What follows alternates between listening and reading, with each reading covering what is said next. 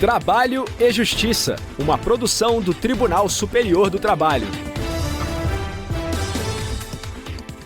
Olá, eu sou Anderson Conrado e você acompanha comigo as principais notícias da Justiça do Trabalho.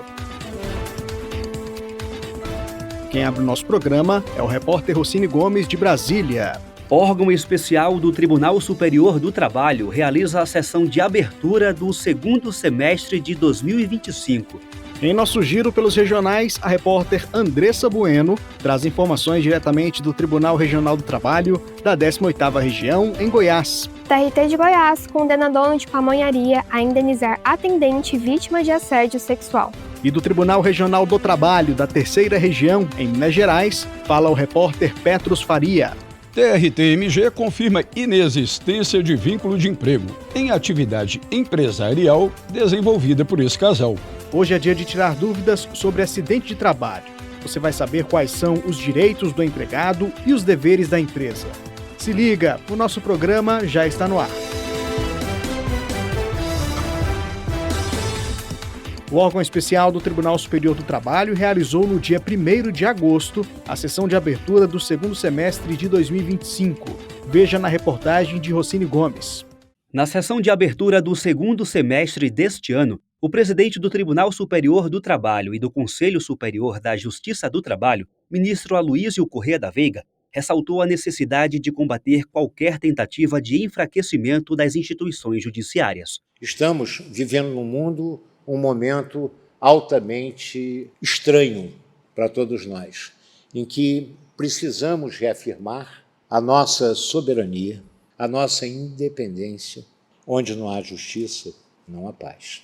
A função do judiciário, ela é maior, embora em harmonia com todos os poderes, porque é o último lugar onde se resgata toda a força da dignidade da pessoa e toda a estrutura da convivência humana e todo o respeito que a sociedade deve nutrir para que nós possamos existir.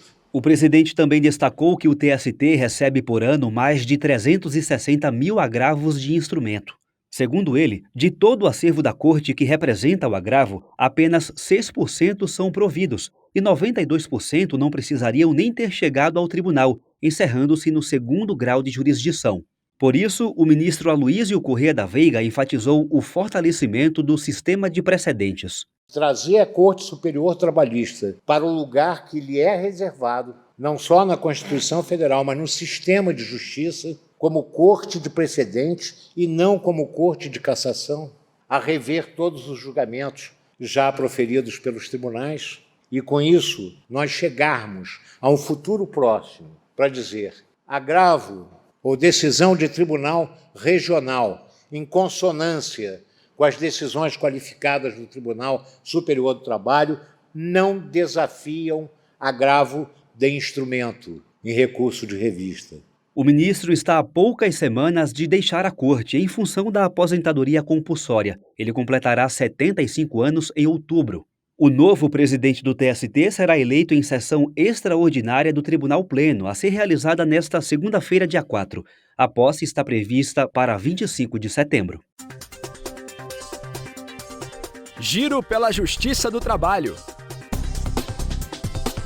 A primeira turma do TRT de Goiás reconheceu que uma jovem de 25 anos foi vítima de assédio sexual por parte do empregador, dono de uma pamonharia em Aparecida de Goiânia, região metropolitana da capital. A repórter Andressa Bueno conta os detalhes pra gente.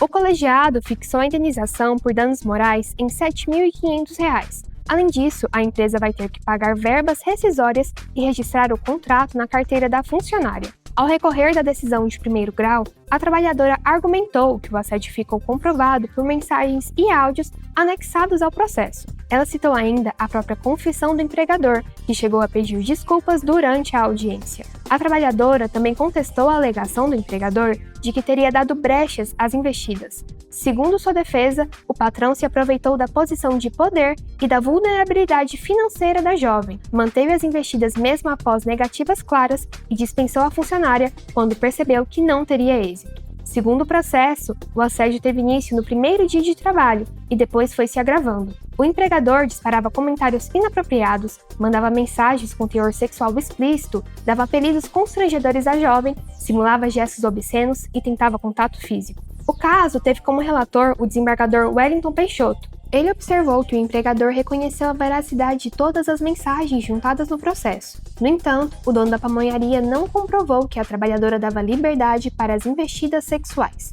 Para a turma julgadora, ficou comprovado que o patrão manteve comportamento reiterado, não desejado e constrangedor, violando a dignidade da trabalhadora.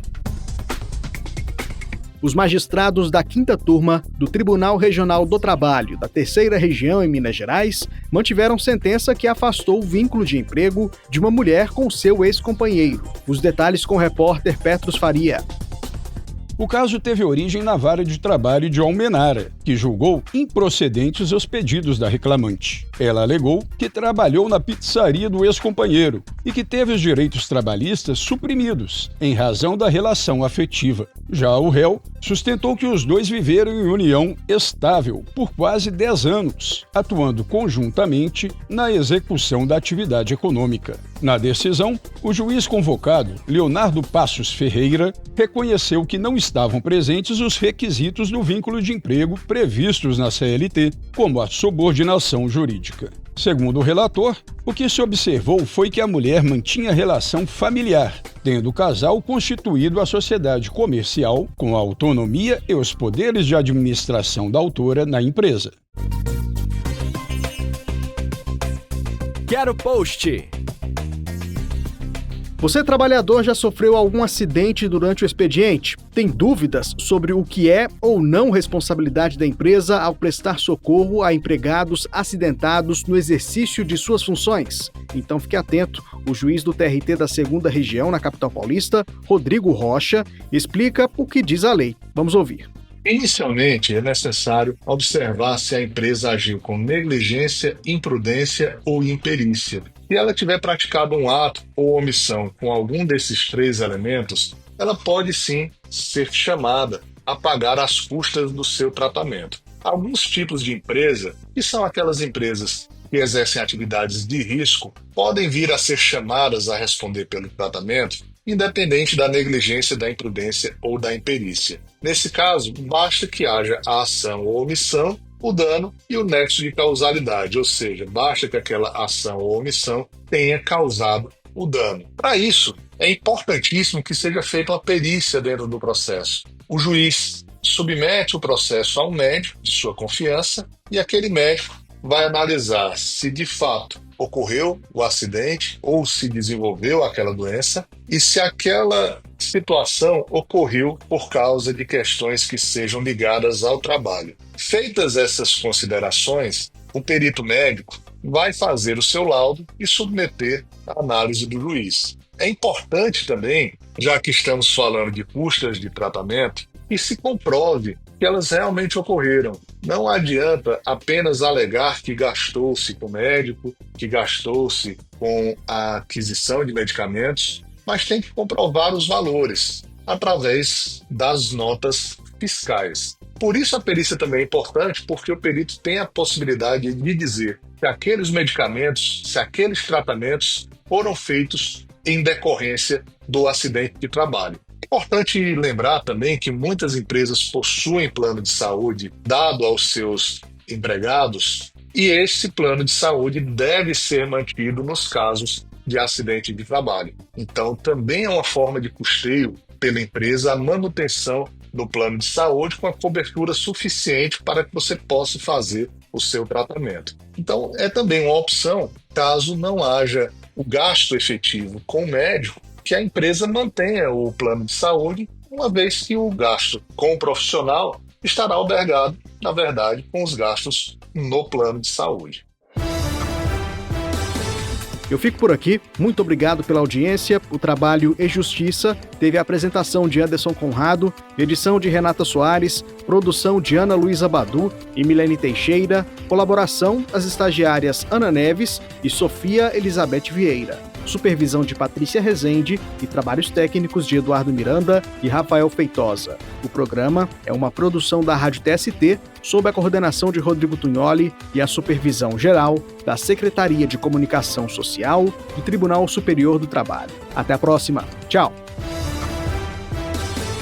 Trabalho e Justiça, uma produção do Tribunal Superior do Trabalho.